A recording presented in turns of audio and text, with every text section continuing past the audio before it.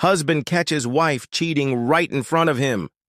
If I wasn't drunk off my ass, I might have paid attention to the weather forecast. But since I was drunk off my ass, I didn't even realize that I shouldn't have been driving. I was barely 23 years old, and as usual, I went to go-go bars looking for fun. I was usually pretty good at it. The girls would show off their stuff, and I had a few dollars in my jeans, so I got noticed. But it was getting late, and the choices were getting smaller. I even tried to hit on Missy, the bartender. She was in her early 40s, a little overweight, but most of all, she liked to sit around without clothes on with men. I had found this out a month or two earlier when I was sitting at the bar, reliving one of those nights when I was down on my luck. She just walked up to me and smiled sweetly. "Dan, I just love sex." She told me that right from the doorstep. I didn't have to be asked twice. Sure, she was older, but that didn't bother me one bit. She was like a mink, too. She liked to have sex. So I went up to her to do it again. No luck. She'd already hooked up with one of the other guys who was starting to get desperate. But she smiled at me. "Next time, Dan?" I nodded, holding out a 5 to her, a little disappointed. You could keep it in reserve, a guy never knows. That's how I got by, finally gave up and headed for my old Nova. The big engine started right up and I drove toward my home in East County. It was just under 50 degrees when I left the house, and I didn't even bother to put on my coat. On the way to the car, I noticed that the east wind blowing in from the canyon had intensified and became really piercing. It was now close to freezing. I pulled my shirt tightly across my chest and wished I had brought my coat with me. It was only 15 miles to my house and a few acres halfway up the side of the canyon. The last part of the road was quite steep and winding. I liked living in the country. It was quiet, no neighbors so close that they could be seen or heard. I fiddled with the radio as I drove, found a rock station, and turned it up loud enough to block out the roar of the twin tailpipes. Then it started to rain, and I realized what that meant. Probably ice. A cold east wind from the gorge and warm air from the coast is a sure sign of an ice storm. But I figured I'd make it home and get inside before it got too bad. The roads were still just wet. They became slippery just 5 miles from my house, and I still had a long, winding uphill climb ahead of me. At the top of one small rise, I felt the rear tires coming off, so I pulled over to the side of the road and drove on gravel, going another 100 yards. That was it. The rear tires started spinning, and I came to a stop. I put the car in park, and it started rolling down the hill. I hit the brakes, and it stopped sliding. But if I took my foot off the brakes, it slid again. I tried applying the emergency brake, but it didn't help. Finally, the car slowly slowed down, tearing one wheel off the curb. I wasn't going anywhere. I glanced at the gasoline gauge. It was hovering just above the empty mark, enough to get to town without a problem, but idling, maybe for an hour or two. The heater was running full blast, and I was losing power. I could no longer see out the window as ice started to build up on the windshield wipers. There was nothing left to do but walk the last couple miles home. I got out of the car and immediately fell down. Walking on the road was impossible, so I climbed over a nearby barbed wire fence and headed for the house. I felt the wire snagging on my pants and digging into me, and I let out a little whine. I reached down and felt my thigh. It was wet. I realized I was bleeding a little. I was able to walk across the field, feeling the grass crunch with every step. It was pitch dark outside. It was almost 3 in the morning. My shirt and pants didn't help much, and soon I couldn't feel my legs or arms anymore. I brushed my shirt. Ice was accumulating on it. I was getting too cold. My arms and legs began to ache. I hadn't gone half a mile, but I knew there were still a couple miles to go. Deciding to head back to the car, I turned around and headed for the fence. After walking a couple 100 yards and not finding the fence, I realized I didn't know exactly which way the road was. I moved a little downhill. It was easier, but there were bushes and I got lost. Stumbling around, I found some trees. It helped a little to keep out the cold rain. I could barely see them. It was so dark outside. I started to make my way through them, holding my hands up to protect my face. Strangely, I seemed to be getting used to the cold. I could feel ice on my hair and clothes, but it didn't bother me anymore. I was tired, though. I was about to decide to sit down and rest when suddenly I saw a dim light through the trees. The light was coming down the slope, and I headed that way. There was a steep slope that I had to go down, and then I climbed up the other side. As I came out from behind the trees, I felt the crunch of gravel and realized I was on the road. Fortunately, I could still see the light. The light was on the porch, which loomed out of the darkness as I approached. I knocked on the door, but there was no answer. I looked around for some kind of tool to crack the door when a light came on inside.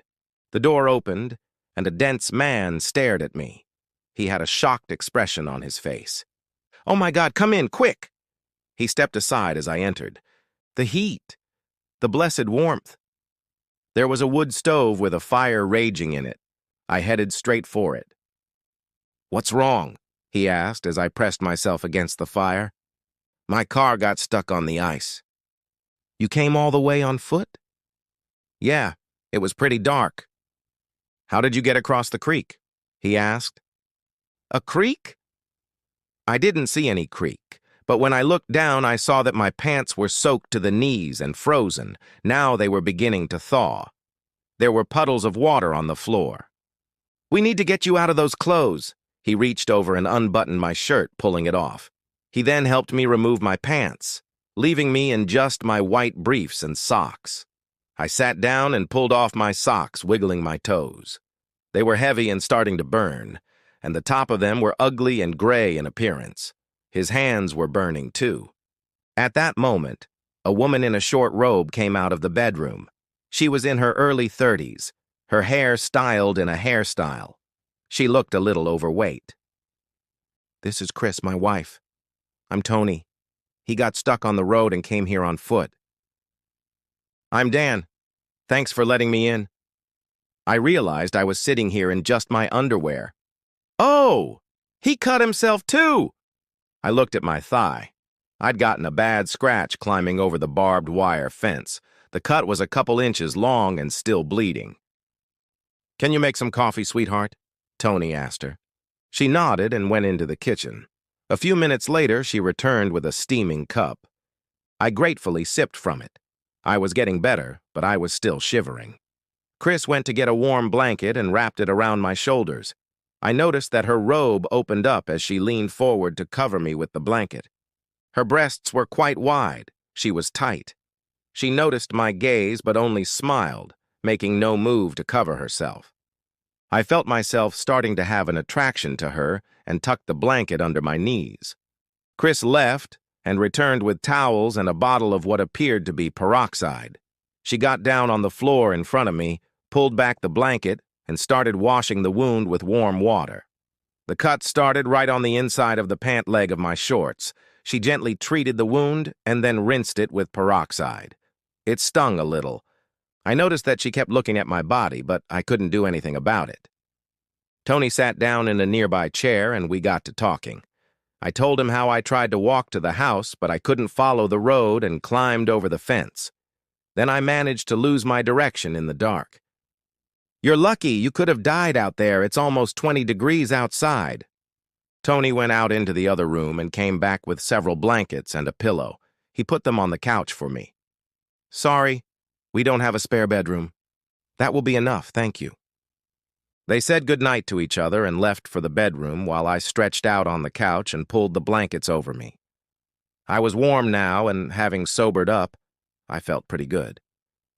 I fell asleep after a few minutes. A couple hours later, I was awakened by a noise. Chris was stoking the fire, still in her short robe. I could see the curve of her bare back as she bent over and put the wood in. She closed the fireplace door, and the fire quickly flared up and flared out. There was a glass window in the front, and it lit up the whole room. I watched her stand with her arms stretched out over the fire. Then she turned and looked at me. "Are you awake? I'm sorry, but I need to make a fire." "No problem." She came over and sat on the edge of the couch and felt my forehead. No fever, that's good. I better check your cut. She reached over and lifted the blanket and looked at the scratch. Looks good. She smiled. I looked at her. The top of her robe was open again. Her right breast was almost completely exposed. We stared at each other for a minute. She froze, holding the blanket in her hands. Then she reached down and ran her palm over my body. "Yes, you're doing very well," she smiled, grabbing onto me. I was surprised. I wasn't expecting this at all. Her hand started moving up and down my dignity. Is your husband in the other room right now?" "That's okay. He likes it when I like to do things like this." Her hand slid to my waistband, the robe opened, and now one breast was completely exposed. I couldn't help myself and reached out and began to fondle her large breasts. She leaned forward and nestled against me. No one had ever done this before. I made a sound. She shrugged and the robe fell down her back. She was completely unclothed with a few soft rollers showing on her stomach. It was soft and tight. She pushed, and we had sex. Afterwards, we lay there for a few minutes. Then she got up without saying a word. She went to the bathroom and came back with a towel. She wiped me thoroughly and stroked my dignity a few times. "Thank you. That felt good," she said. I didn't know what to say back as she got up and left for the bedroom. I fell asleep quickly, and when I woke up, I smelled pancakes. I realized I was starving. Tony was sitting at the kitchen table. He smiled when I walked in. I felt a little awkward, but he acted like everything was normal. Chris put down a huge stack of pancakes, and I started eating. "The thunderstorm is over. I can give you a ride to your car later." "Okay, thanks," I replied in between devouring my food. My car was idling. I didn't expect any problems because there wasn't much traffic. It started immediately, and I headed home, waving goodbye to Tony. I raised a few head of beef cattle on my small property and had a freezer full of meat. The next day, I picked out some nice roasts and a few packages of steaks and drove over to their house. Tony was already gone, but Chris was there. She seemed happy to get the meat. I'd noticed from their house that they didn't have a lot of groceries. She put her arms around me, pressing her braless breasts against me. The thought flashed through my mind that she was unclothed and lying on top of me, but I decided it was just a one-time thing. I got back in the car and drove home. It was a very strange situation. I had heard of men who liked to share their wives, but Chris was so impatient for this. Tony acted like it was all normal. Maybe to them it was. I went back to my life. Everything was the same as it had always been. A week or so went by. I was flipping through the TV channels when there was a knock on my door. I opened it, and there stood Chris. She looked good. Her hair was styled. There were traces of makeup. She was wearing a top with a nice cleavage. "Hi." "Hi. What's up?" "Tony thought you might want to be with me again." "Oh, well, what about you? Would you want that?" I grinned at her. "Yes, very much. You're very good." I just opened the door and invited her in. Television, of course, is keeping up. The end! Subscribe to my channel. Thank you.